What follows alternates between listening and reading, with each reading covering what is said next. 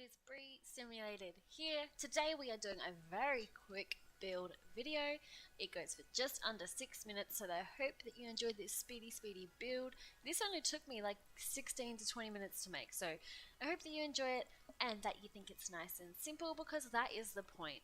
This build video is all about being a starter home that is base game only. So I'm pretty sure I've stuck to these rules. I'm pretty sure it is under $20,000, which is how much you start off with one sim, and it only uses base game content. Let me know if you notice me slip up anywhere though, because I very well could have without noticing. But this will be on the gallery after this video goes live. If it's not, comment down below and I will upload it.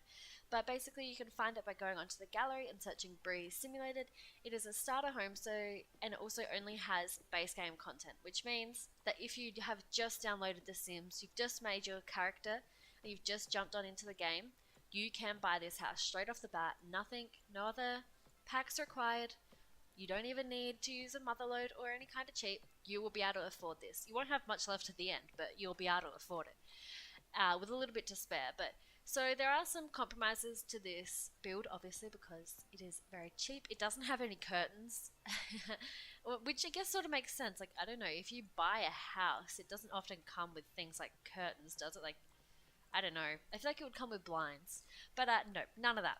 So BYO curtains, or just like live with it and go to work for a couple of days and then install your own. But basically I wanted to create something really simple and something that is inspired by like Creek Cabana and a couple of the other houses that you get in the starter neighborhood of Willow Creek, because I know personally that's where I started out in The Sims. So I tried to keep this really simple with things that I'm pretty sure weren't added in patches. So some things say they are base game content, but they didn't come with the base game. They were installed later on. For example, the really good lights that everyone loves, and even some other like decorative things. Like, there are other things that they add in for like holidays and just for specials every now and then. I tried to avoid using them where I knew that they had been installed later on. But I very well may have stuffed up on that department. But that isn't as important, because if you do install the base game, they will be in your game. So that's fine. But I didn't want to use the really good lights, the subtle sources, because I knew that they'd been added in later on, and that was something we were begging for ages. Like when The Sims 4 first came out, we're all like, the lighting is so bad, give us better lights, give us better lights. And they finally answered our prayers. So I used these crappy lights because it very much reminded me of Sims 4 starter. Also having the wall lights in the bathroom instead of those lights, because they were so huge. So I hope you guys like that idea. I don't know, I thought it was kind of cute. But if you don't like these lights, definitely feel free to sub them out for the other ones. But the other reason why I use these lights is because the good ones are really expensive. So yeah, I was trying to keep the cost down. At this point I hadn't even thought of the cost. Like, I knew I wanted it to be a starter home, but then I added in the concept of it being base game only, so then I sort of got obsessed with that factor. And then I'm like, wait, how much is this? How much have I spent? Like, oh my god, am I over budget?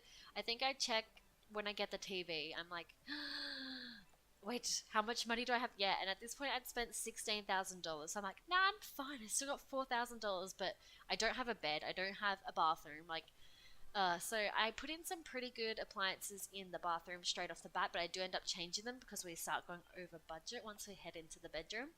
So the bedroom has the Mod Pod, very simple bed, but it's very cute, and I try and get in some matching-ish cupboards and a dresser. I do shuffle some things over using the Alt and Move Objects on, so that you can definitely get through into there, I'm pretty sure. If not, just feel free to delete something or move something around.